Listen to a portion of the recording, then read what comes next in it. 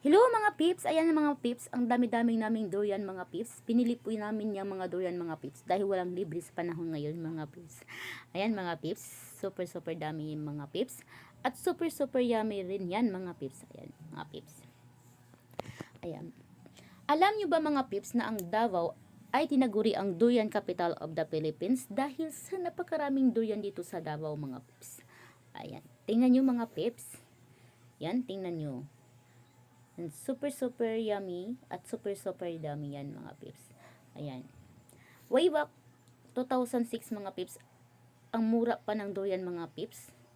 Nasa 10 pesos pa yung kilo, yung iba nga 5 pesos dahil nga sa napakaraming durian. Pero ngayon mga pips, hindi ka na makabili ng ganyang kilo ng durian dito mga pips. Dahil mayroon ng itinayong durian factory dito sa Davao.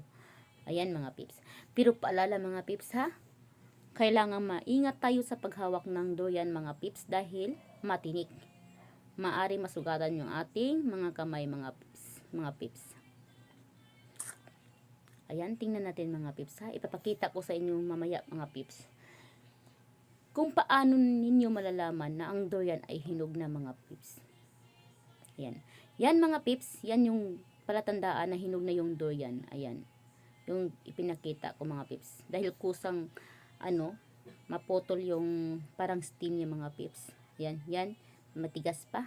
Hindi pa yan hinog mga pips. Ayan din isa mga pips. Hinog na rin yun mga pips. Ayan.